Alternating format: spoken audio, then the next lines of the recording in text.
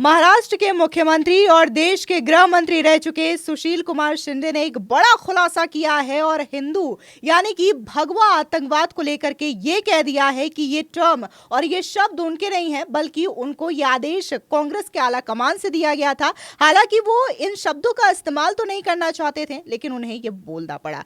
जी हाँ, नमस्कार, स्वागत है आपका। आप हमारे साथ जुड़ चुके हैं हमारे नए पॉडकास्ट के एपिसोड में और आज हम इस पूरे मामले को लेकर के विस्तार से चर्चा करेंगे, जिस तरीके से सुशील कुमार शिंदे ने यह बड़ा खुलासा किया है। हमारे साथ जुड़ चुके हैं रवि रावत जी, स्वागत है आपका। सुशील कुमार शिंदे देश के जाने माने एक नाम है, वरिष्ठ राजनेता रह चुके हैं और जिस तरीके से उन्होंने ये बात कही है कि कैसे हिंदू आतंकवाद या यूं कहें कि भगवा आतंकवाद जो शब्द गढ़ा गया वो कांग्रेस की देन है। सभी को पता है कि तुष्टीकरण की राजनीति को लेकर के वोट बैंक को ध्यान में रखते हुए अक्सर कांग्रेस ये काम किया करती है, लेकिन जो उन्होंने भगवा आतंकवाद लेकर के जो शब्द गढ़ा है या फिर एक नैरेटिव सेट करने का कोशिश किया है, कहीं ना कहीं इससे 10 सालों तक कांग्रेस सत्ता से बाहर रही है। तो क्या ऐसे में ये खुलासा ठीक महाराष्ट्र के विधानसभा चुनाव से पहले सुशील कुमार शिंदे की ओर से किया जाना एक बड़ा भूचाल ला सकता है और इसका इफेक्ट महाराष्ट्र में पड़ सकता है?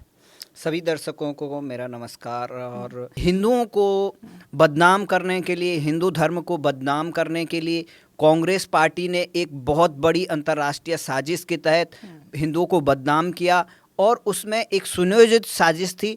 इसी का खुलासा खुद उनके पूर्व गृह मंत्री और शिंदे साहब कह रहे हैं।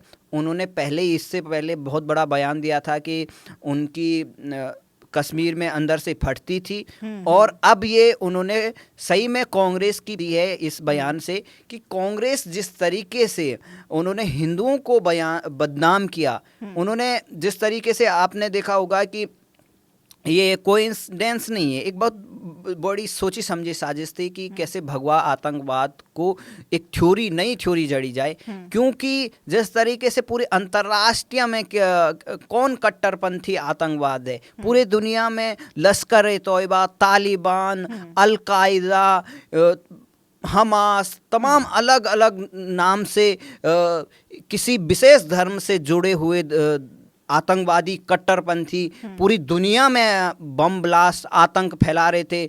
9/11 किया, 26/11 किया, लेकिन भारत में हिंदुओं को बदनाम करने के लिए, उनको ऐसा दिखाने के लिए कि आतंकवाद का कोई धर्म नहीं होता है, आतंकवाद सिर्फ ये भारत में कुछ और लोग फैला रहे हैं। इन्होंने किस तरीके से 26/11 की बात करते हैं। उस समय क्या हुआ कि उससे पहले बड़ा घटनाक्रम होता है, उसमें कर्नल पुरोहित, साध्वी प्रज्ञा और असीमानंद और एक बड़ी सनातन संस्था थी, उसको टारगेट करके वहाँ की तत्कालीन कांग्रेस सरकार ने तमाम हिंदूवादी बड़े बड़े सेना के कर्नल तक को उठा लिया, साध्वी को उठा लिया, उनको तमाम टॉर्चर किया गया। वहाँ की ATS ने, कांग्रेस की ये साजिश थी कि कैसे हिंदुओं को बदनाम किया जाए, हिंदुओं को आतंकवादी ठहराया जाए, क्योंकि इनका मानना है कि इससे इनका वोट बैंक खुश होगा। मतलब ये कहना चाह रहे हैं कि एक खास वोट बैंक को खुश करने के लिए कांग्रेस ने ये नैरेटिव सेट किया था और ये दिखाने की कोशिश इंटरनेशनल लेवल पे की थी कि देखो भगवा आतंकवाद नाम की भी चीज होती है। ये एक तरीके से तो ISI का एजेंडा चला रहे थे, क्योंकि ISI ने जिस तरीके से भारत में तमाम आतंकवादी संगठन बनाए, इंडियन मुजाहिदीन बनाया, लश्कर-ए-तौयबा बनाया, सिमी बनाया और अब PFI को खड़ा किया, तो कांग्रेस पार्टी भले ही ये ये बोले कि RSS वाले कट्टरपंथी हैं, BHP वाले कट्टरपंथी हैं, लेकिन मुझे लगता है कि कांग्रेस जितनी बड़ी कट्टरपंथी पार्टी रही, उन्होंने कट्टरता की बदौलत कांग्रेस ने अंग्रेजों का सहारा लिया। ये बीजेपी पे आरोप लगाते हैं कि बीजेपी कांग्रेस की एजेंट है, असल एजेंट ये थे, क्योंकि AO ह्यूम ने तो कांग्रेस बनाई और कांग्रेस ने ही फूट डालो राज करो नीति के तहत भारत के 2 टुकड़े किए। अब हिंदुओं के हिंदुस्तान में भी इन्होंने हिंदुओं को नहीं छोड़ा और जो भगवा आतंकवाद की थ्योरी गढ़ी उसके पीछे की सच्चाई उनके गृह मंत्री, उनके इतने बड़े जो दलित चेहरे हैं सुशील कुमार शिंदे, वो खुद कह रहे हैं कि ये किसी कलर से जोड़ने या किसी भगवा से जोड़ने का क्या मतलब है, ये मेरा कथन नहीं था, ये गलत था, लेकिन ये ऊपर से उनको आदेश आ गया था।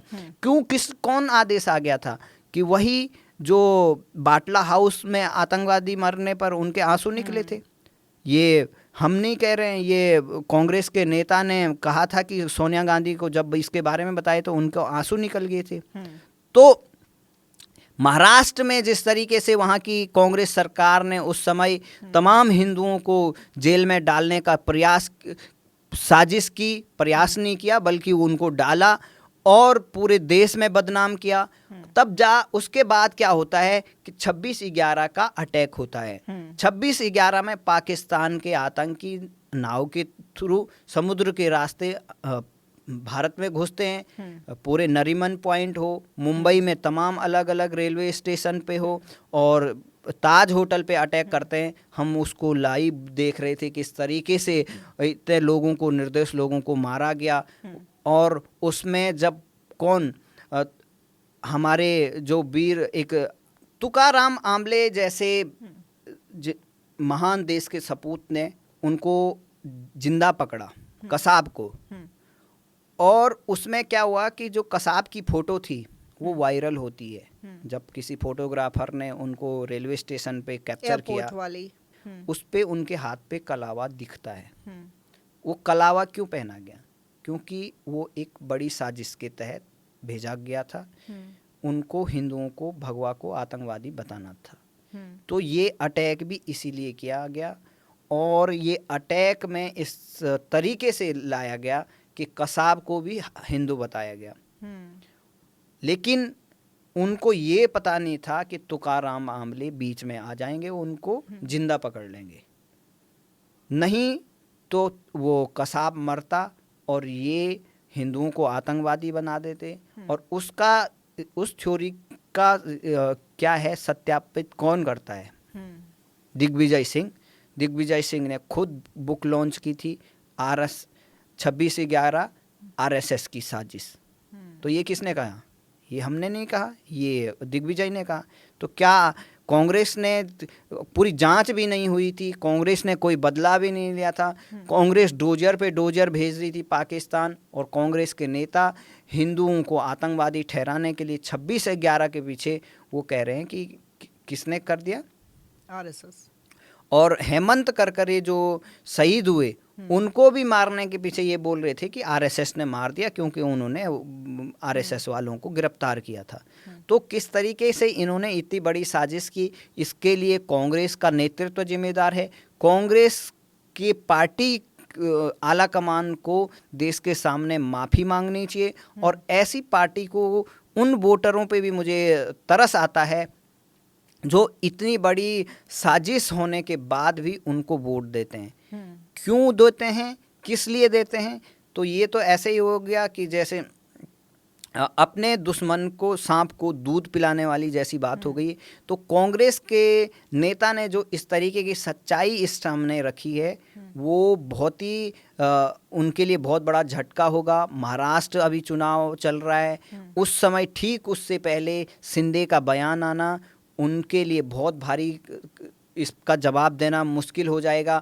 अभी प्रधानमंत्री हो या अमित शाह हो या तमाम वहाँ के स्थानीय लीडर हो, वो इस बात को उठाएंगे और ये मुद्दा आम जनमानस के बीच जाएगा। और किस तरीके से जो महाराष्ट्र में ज़्यादातर भगवा ही एक भगवा प्रतीक है, छत्रपति शिवाजी महाराज का ध्वज भी भगवा था और वो भगवा के लिए जिए थे। उन्होंने भगवा के शान के लिए, अपना मराठा साम्राज्य के लिए, अपने देश के लिए उन्होंने अपनी जान तक दे दी समझो। और इस तरीके से जो शिवाजी के खिलाफ भगवा तो उनका शान है। अगर महाराष्ट्र में सबसे ज़्यादा दिखेंगे तो भगवा ही दिखता है। और उस भगवा को बदनाम करने के लिए कांग्रेस ने किस तरीके से इतनी बड़ी साजिश की थी, वो शिंदे जी को धन्यवाद देना चाहिए, बीजेपी को, हिंदुओं को, कि उन्होंने आज इस बात को रखा कि ये मेरी विचारधारा नहीं थी, नहीं कहना चाहिए था। और अब क्या कांग्रेस पार्टी, क्योंकि मैंने देखा राहुल गांधी के या तमाम कांग्रेस के लीडर चिदम्बरम से लेकर राहुल गांधी ने कभी और अन्य धर्म के आतंकवादियों पर बोला है? कभी नहीं बोला है। लेकिन आरएसएस, बीएचपी और बीजेपी इनको कट्टरपंथी और आतंकवादी बताने में वो एक सेकंड नहीं लगाते हैं, उनको गालियां देने में लगते हैं। लेकिन पूरी दुनिया में कश्मीर से लेकर पूरे इज़राइल से लेकर पूरी अमेरिका तक पूरे को किस कट्टरपंथ के चक्कर में परेशान है, दुनिया सब जानती है। लेकिन ये लोग किसके लिए काम कर रहे हैं?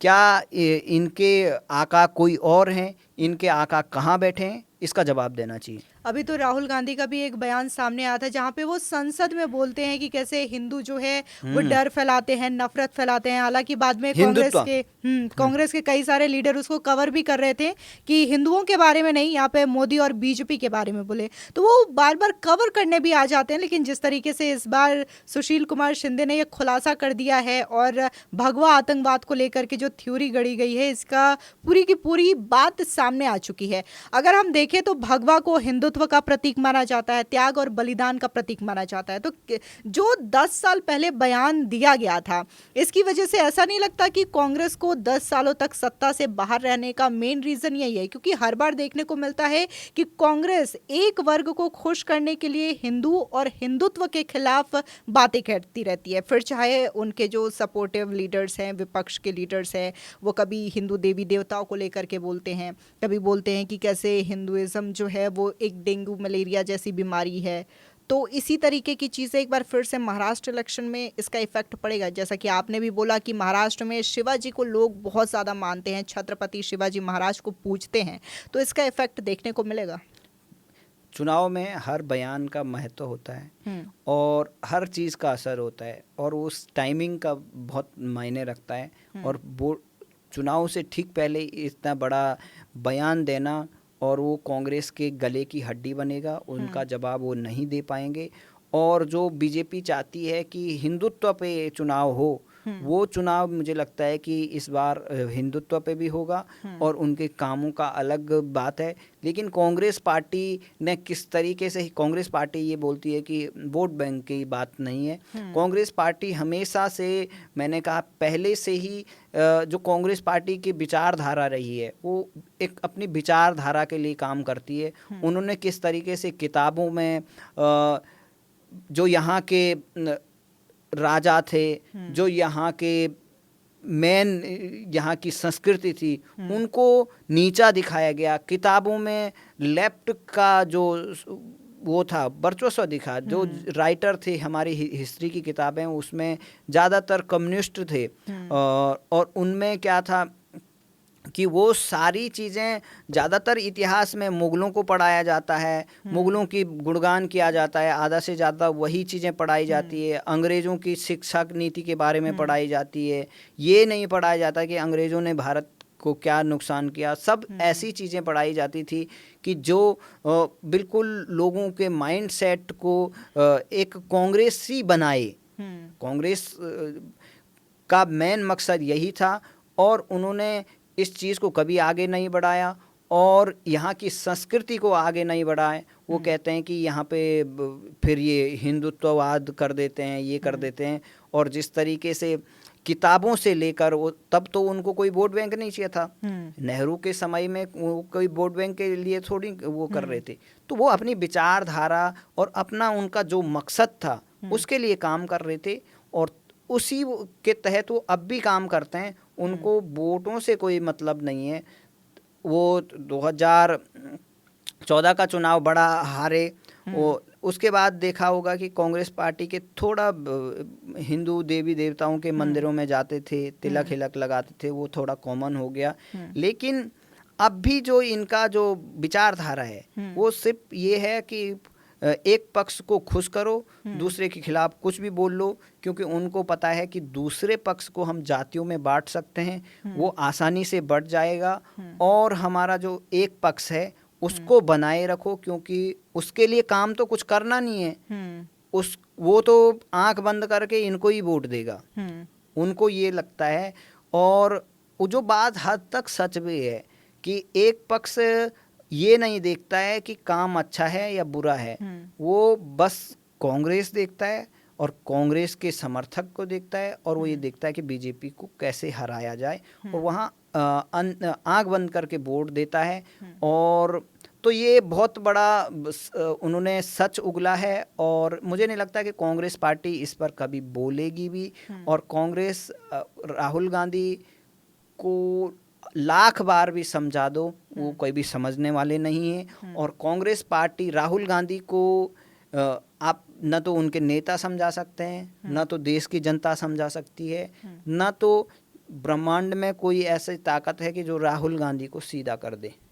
अब जिस तरीके से ये पूरा का पूरा खुलासा हुआ है भगवा आतंकवाद को लेकर के, जाहिर तौर पर महाराष्ट्र के साथ साथ देश भर में इसका असर पड़ता हुआ नजर आ रहा है। और जैसे कि आपने इस पूरे मामले को लेकर के डिटेल में बात की और बाकायदा ये भी बताया कि जो 26/11 का अटैक हुआ था, वो भी जो चीज़ें थी वहाँ पर भी एक प्लानिंग किया गया था कि कैसे इस चीज़ को इस्टेब्लिश किया जाए। तो इस पॉडकास्ट में हम डिटेल से पूरे मामले को लेकर के चर्चा किए हैं, और खासकर जो भगवा आतंकवाद को लेकर के थ्योरी गढ़ी गई थी यूपीए गवर्नमेंट में, उस थ्योरी की पोल भी अब पूरी तरीके से खुल चुकी है।